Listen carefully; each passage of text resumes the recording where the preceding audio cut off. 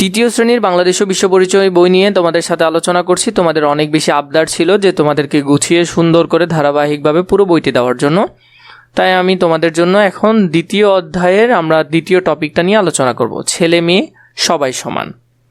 তো এখানে দেখো, পুরুষরা কাজ করছে, মহিলারা কাজ করছে, পুরুষরা বিভিন্ন জায়গায় কাজ করছে। তো একটা পরিবারকে টিকিয়ে রাখতে হলে ছেলে এবং মেয়ে উভয়কেই পরিশ্রম করতে হবে, সাথে পরিবারের সব কাজে দুজনকে সহায় হতে হবে। এরপর দেখো, এখানের মধ্যে একটা ছেলে আমরা দেখছি পড়ছে বিভিন্ন কিছু নিয়ে, স্বামী এবং স্ত্রী একসাথে কাটাকাটি করছে এবং রান্নাবান্না করছে, ভাই এবং বোনে বিছনা গুছাচ্ছে এবং ঘরকে গুছিয়ে রাখছে, বাবার সাথে মেয়ে বিভিন্ন কাজে সহায়তা করছে। তো এই ছবিগুলো দেখে আমরা এগুলো বুঝলাম।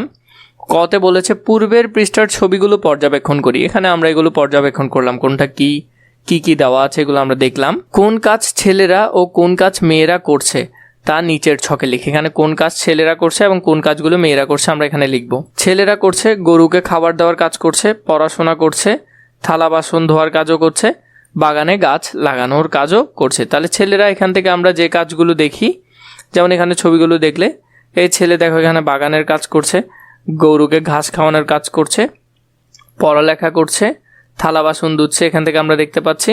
এরপরে দেখো ঘর গোছাচ্ছে, বাবা হিসেবে কি করছে, বাগান পরিষ্কার করছে বা বাগানে কাজ করছে। তো ছেলে হিসেবে এগুলো দেখলাম। মেয়ে হিসেবে দেখো পাখিকে খাবার বা মুরগিদেরকে খাবার দিচ্ছে, গরু দুধ দোহাচ্ছে, এরপরে এখানে দেখো সবজি কাটছে, এরপর দেখো ঘর গোছাচ্ছে, বাবাকে কাজে সাহায্য করছে। তো এগুলো আমরা লিখবো। হাঁস মুরগিকে খাবার দেওয়া, পড়াশোনা করা, রান্না করা, বিছানা গোছানো, এগুলো মেয়েরা করছে। তো এই যে উত্তরগুলো আছে এগুলো কোথায় লিখবে? এই দুইটা বক্সে লিখবে, ছেলেদেরগুলো ছেলেদের ঘরে, মেয়েদেরগুলো মেয়েদের ঘরে। 2 ছবিগুলোর আলোকে কোন কাজ ছেলে ও মেয়ে উভয় করতে পারে তা নিচের ছকে লিখি। মানে এখানে কোন কোন কাজগুলো ছিল যেটা ছেলে মেয়ে উভয় করতে পারে, যেমন পড়াশোনা করা, এটা ছেলে মেয়ে উভয় করতে পারবে, ঘরের কাজ করা এটা উভয় করতে পারবে, গাছ লাগানো ও পশু পাখির যত্ন নেওয়া এটা উভয় করতে পারবে। দুজনে মিলে এই কাজগুলো চাইলে করতে পারবে, ছেলে এবং মেয়ে, এখানে কোনো ভেদাভেদ নাই। ঘতে বলেছে পরিবার 1 ও পরিবার 2 সম্পর্কে পড়ি।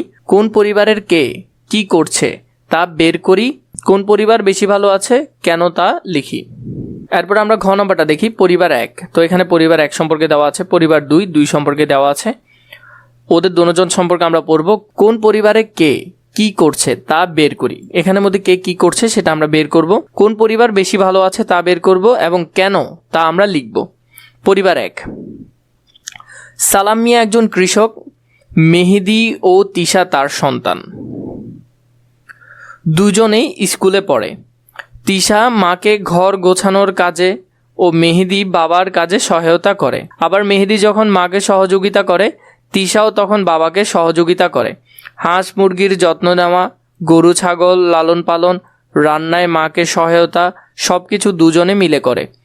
এতে মা বাবার কষ্ট অনেক কম হয়, পরিবারের সকল কাজ সহজে হয়ে যায়। 2 ভাই বোন আনন্দের সাথে কাজগুলো করে, এতে ওদের পড়াশোনাও অসুবিধা হয় না। পরিবার 2 যদি দেখি, হাসান আলী কৃষিকাজ করেন, তার 2টি সন্তান রনি ও সানজারা, দুজনেই স্কুলে পড়ে। সানজারা মাকে নানা কাজে সাহায্য করলেও রনি করে না। রনি যখন বাড়িতে থাকে তখন শুধু খেলাধুলা করে, রনি বাবার কাজেও সাহায্য করে না। সানজারা একা মা ও বাবাকে সব সময় সাহায্য করতে পারে না, মা বাবা দুজনকেই অনেক পরিশ্রম করতে হয়, পরিবারের কাজও সহজে হয় না। রনির চেয়ে সানজারাকে বেশি কাজ করতে হয়, তাতে সানজারার লেখাপড়ায় অসুবিধা হয়। তো আমরা এখান থেকে যা বুঝলাম যে পরিবার 1-এর অবস্থাটা অনেক ভালো। আমরা যদি লিখি পরিবার 1 এবং পরিবার 2, কে কি করছে সেটা লিখবো। আমরা লিখবো এখানে কে কি করছে। আমরা যদি পরিবার 1-এর অবস্থা দেখি তাহলে এখানে পরিবার 1-এর মধ্যে বাবা কৃষি কাজ করেন, মা ঘরের কাজগুলো করেন, সাথে ছেলে মেয়েরাও সাহায্য করে। ছেলে পড়াশোনার পাশাপাশি ঘরের কাজে সাহায্য করে, মেয়ে মা বাবাকে ঘরের কাজে কি করে সাহায্য করে। পরিবার 1-এর মধ্যে ওরা মোটামুটি সবাইকে কি করে সাহায্য করে কাজে। পরিবার 2-এ বাবা কৃষি কাজ করেন, মা ঘরের কাজ করেন, ছেলে শুধু পড়াশোনা করে আর খেলাধুলা করে, ঘরের কোনো কাজ করে না। মেয়ে পড়াশোনার পাশাপাশি ঘরের কাজেও কি করে সাহায্য করে বাবা মাকে। কোন পরিবার বেশি ভালো আছে এবং কেন?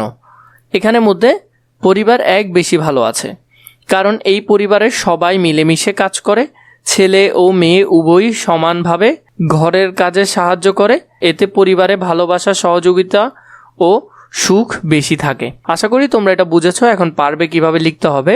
মা বাবা ও ভাই বোন নিয়ে সাধারণত একটি পরিবার গঠিত হয়। কখনো পরিবারে দাদা দাদি, চাচা চাচি ও অন্যান্য আত্মীয় থাকেন। পরিবারের সকলের সমান অধিকার রয়েছে।